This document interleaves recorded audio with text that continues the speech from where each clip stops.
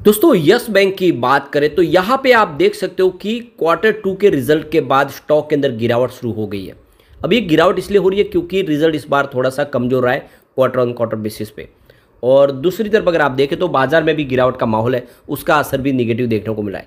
लेकिन उसके बीच में भी अगर आप देखें तो जो डील हो रही है बड़ी बड़ी, उस डील के अंदर काफ़ी ज़बरदस्त खरीदारी भी हो रही है। इसका मतलब ये है कि डीप में खरीदारी हो रही है, तो चिंता की ज़्यादा बात नहीं है। यहाँ पे आज वॉल्यूम टॉपर बना हुआ है, काफ़ी ज़बरदस्त वॉल्यूम हो रहा है। लेकिन क्या वाकई में इस समय खरीदारी करनी चाहिए? एमडी प्रशांत कुमार का क्या बयान है उसको भी समझने की कोशिश करेंगे, और मार्केट एक्सपर्ट क्या कह रहे हैं, क्या करना चाहिए यस बैंक में। क्या यस बैंक में यह एक तरह से खरीदारी का मौका है या फिर इस समय निकल जाना चाहिए, जानने की कोशिश करेंगे इस वीडियो के माध्यम से। लेकिन फ्रेंड उससे पहले अगर आप पहली बार हमारे चैनल पे आए तो चैनल को सब्सक्राइब कर दीजिए, एक बेल आइकॉन दबा दीजिए ताकि जब भी नया वीडियो बने पहला नोटिफिकेशन आपको मिले। वीडियो पसंद आए तो लाइक शेयर जरूर कीजिए। चलो फ्रेंड्स वीडियो स्टार्ट करते हैं। मैं हूँ आपका दोस्त SB दवे और हमारे अपने चैनल ऑनलाइन कमाई में आपका बहुत बहुत स्वागत है। तो अभी लगभग 1 बजे के आसपास का टाइम है। BSE सेंसेक्स इस समय 65,134 पर है। 263 पॉइंट की गिरावट है, यानी 0.40% डाउन है BSE सेंसेक्स। और अब देख सकते हो ये निचले लेवल पे ही है, बाजार में और गिरावट भी बढ़ सकती है। तो कुल मिला के वीकनेस बनी हुई है। निफ्टी बैंक में भी गिरावट है, आप देख सकते हो 43,633 के स्तर पे यहाँ पे देख सकते हो कि 89 पॉइंट की गिरावट है, यानी 0.20% निफ्टी बैंक भी डाउन है। अब यस बैंक की बात करें, स्टॉक की शुरुआत 17.40 पर हुई, यानी शुरुआत तो देख सकते हो कि पॉजिटिव हुई क्योंकि क्लोजिंग थी 17.30 पर फ्राइडे के दिन की। तो लोगों को लग रहा था कि बाजार रिकवर कर जाएगा और ये स्टॉक भी दौड़ेगा, लेकिन ऐसा हुआ नहीं। जबकि ऑलरेडी हमने वीडियो में डिस्कस भी किया था कि जब रिजल्ट के बाद वीडियो आया था कि गिरावट हो सकती है क्योंकि क्वार्टर ऑन क्वार्टर बेसिस पे काफ़ी निगेटिव रिजल्ट रहा है।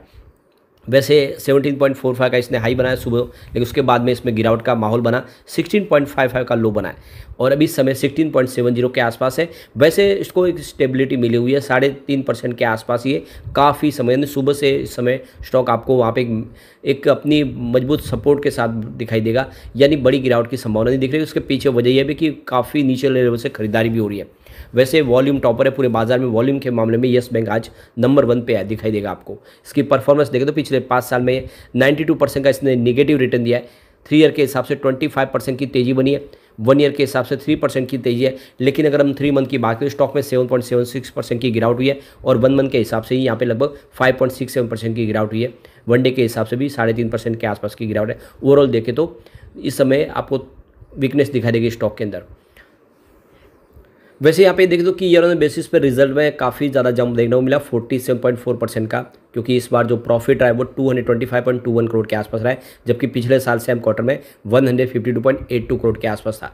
लेकिन अगर हम इसको क्वार्टर ऑन क्वार्टर बेसिस पे देखें तो आपको यहाँ पे 34% की बड़ी गिरावट दिखाई देगी, क्योंकि पिछले क्वार्टर में 343 करोड़ का प्रॉफिट था। जो लगातार प्रॉफिट बढ़ रहा था क्वार्टर ऑन क्वार्टर बेसिस पे, इस बार प्रॉफिट कम हुआ है। इसके अलावा नेट इंटरेस्ट इनकम की बात करें तो वो 1925 करोड़ के आसपास रही है, जहाँ पे 3.3% की अप मूवमेंट देखने को मिल रही है। लेकिन जो नेट इंटरेस्ट इनकम की जो मार्जिन है उसमें 30 बेसिस पॉइंट की गिरावट हुई है, जो 2.3% डाउन रहा है। और टोटल इनकम 2866 करोड़ के आसपास, जहाँ पे 9.4% की ईयर ऑन बेसिस पे वृद्धि देखने को मिल रही है। साथ में बैंक ने 50% की ईयर ऑन बेसिस पे अर्निंग ग्रोथ भी दिखाई है लोअर प्रोविजन की वजह से। लेकिन जो ऑपरेटिंग प्रॉफिट ग्रोथ है वो फ्लैट रही है। बैंक की NIM के अंदर भी 20 बेसिस पॉइंट की क्वार्टर ऑन क्वार्टर बेसिस पे गिरावट रही है, और उसके पीछे वजह देख सकते हो कि जो हायर कॉस्ट ऑफ फंड्स। और कोटक इंस्टीट्यूशनल इक्विटीज़ का कहना है कि इस बार जो रिजल्ट है वो थोड़ा सा निराशाजनक है और इन्होंने इसकी रेटिंग को रिड्यूस किया है। कोटक इंस्टीट्यूशनल इक्विटीज़ ने इसकी प्राइस को 17 के आसपास रखा है। तो आप देख सकते हो कि इस समय कोटक की टारगेट प्राइस से भी स्टॉक नीचे है, यानी अब इसमें ज़्यादा गिरावट की संभावना नहीं दिख रही है, और इसी वजह से स्टॉक एक तरह से स्टेबिलिटी में दिखाई दे रहा है। यहाँ पे ज़्यादा गिरावट की संभावना नहीं बन रही है। सबसे जो बड़ी बात है कि इस बार NPA भी काफ़ी कम हुआ है। देखिए कि जो नेट NPA वो 0.9% के आसपास, जो पिछले क्वार्टर में 1% के आसपास था। तो देख सकते हो कि काफ़ी ज़बरदस्त इसमें NPA में गिरावट हुई है। प्रोविजन कवरेज रेशियो अगर देखें तो 56.4% के आसपास रहा है, जो देख लो कि 48.4% था पिछले क्वार्टर में। अब इस रिजल्ट के बाद MD प्रशांत कुमार का कहना है कि जो बैंक का जो आप देखें नेट इंटरेस्ट मार्जिन इस साल के अंत तक 20 बेसिस पॉइंट के आसपास रहने की संभावना है। तो इस ईयर के एंड तक 20 बेसिस पॉइंट तक आप देखें तो एनआईएम के जाने की उम्मीद है। तो कुल मिला के रिजल्ट को लेकर वो काफ़ी उत्साह में है और वो आने वाले समय में रिजल्ट और बेहतर रहने की उम्मीद भी कर रहे हैं। तो प्रशांत कुमार कह रहे हैं कि बैंक बिल्कुल पटरी पे है और आने वाले समय इससे शानदार रिजल्ट हमें देखने को मिल सकते हैं।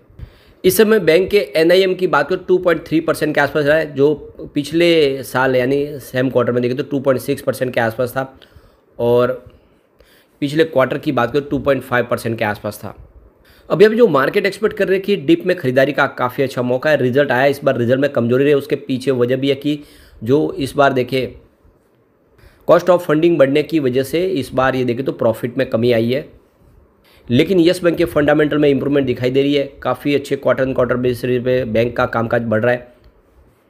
देख सकते हो कि जो बड़े बड़े यहाँ पे जो इन्वेस्टर है, जिसमें एसबीआई शामिल है, दूसरे और बैंक है जो अपनी होल्डिंग ट्रिम नहीं कर रहे, लॉक इन पीरियड खत्म होने के बावजूद भी वो यहाँ पे बने हुए, इसका मतलब ये है कि उनको भरोसा है येस बैंक पे। तो ये बाइंग अपॉर्चुनिटी है डीप में एक तरह से।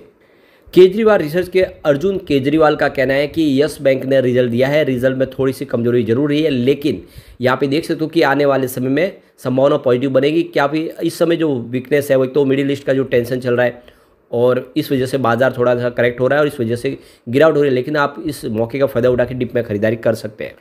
चॉइस ब्रोकिंग के सुमित बगड़िया भी इसमें खरीदारी की सलाह दे रहे हैं। आप देख सकते हो कि इस समय सपोर्ट लेवल 16 का और इस समय स्टॉक 16.70 के आसपास है। तो एक तरह से देख सकते हो कि इस लेवल के आसपास अगर मौका मिले तो खरीदारी करें। 18 से 20 के टारगेट देखने को मिल सकते हैं। वैसे उन्होंने 16 का स्टॉप लॉस लगाने के लिए भी कहा है। तो आप देख सकते हो कि वैसे वो आज ये जो स्टॉप लॉस है ये तो अभी हिट नहीं हुआ है, आप देखो इसके ऊपर ही प्राइस रही है।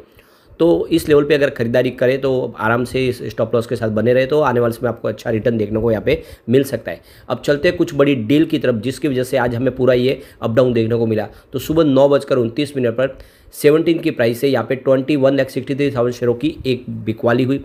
उसके बाद 9:37 पर 16.90 की प्राइस से 23,91,000 शेयरों की एक ज़बरदस्त खरीदारी हुई।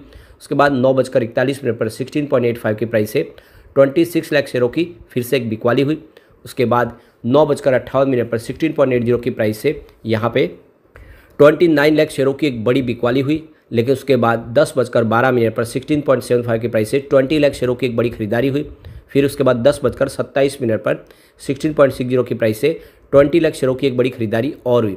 उसके बाद 12:02 पर 16.78 की प्राइस से 25 लाख शेयरों की ज़बरदस्त खरीदारी हुई। तो ये तो आप क्लियरली समझ ही रहे हो कि डिप में बड़े फंड हाउस जम के खरीदारी कर रहे हैं। इसका मतलब ये है कि इसमें बड़ी गिरावट की संभावना नहीं है और आप भी अगर आपने अभी तक येस बैंक में खरीदारी की तो डिप में खरीदारी कर सकते हैं। लेकिन बस नजरिया लॉन्ग टर्म का लेके चले, शॉर्ट टर्म के लिए इन्वेस्टमेंट इस समय न करें। बाजार के देखिए सेंटिमेंट इस समय बिगड़े हुए, हो सकता है कि और बाजार में करेक्शन हो।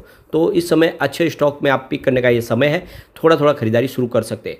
अगर यहाँ पे शेयर होल्डिंग पैटर्न देखें येस बैंक का, तो एफआई की होल्डिंग आपको इस समय थोड़ी सी ट्रिम होती हुई दिखाई देगी। मार्च में 23.10% की होल्डिंग थी जो जून में बढ़ के 23.79% तक हो गई थी, काफ़ी अच्छी होल्डिंग बढ़ी थी। इस बार सितंबर में एफआई की होल्डिंग 23.39% के आसपास है। कुछ होल्डिंग कम जरूर है क्योंकि एफआई बाजार में लगातार बिकवाली करे तो उसका कुछ यहाँ पे अंश आपको कम होता हुआ दिखाई जरूर देगा। डीआई की बात करें तो उनकी होल्डिंग भी कुछ ट्रिम हुई है। 4.75% की होल्डिंग थी मार्च में, जून में ये 4.79% तक पहुंच गई थी। फिलहाल सितंबर में देखें तो 4.74% की होल्डिंग है। तो कुछ होल्डिंग जरूर कम हुई है जून के मुकाबले, लेकिन काफ़ी अच्छा निवेश डीआई का बना हुआ है। म्यूचुअल फंड की बात करें तो 0.12% की होल्डिंग थी जून में, जो मार्च में जो 0.16% जून में, लेकिन इस बार 0.14% की होल्डिंग है। तो मामूली सी होल्डिंग म्यूचुअल फंड की भी कम हुई है।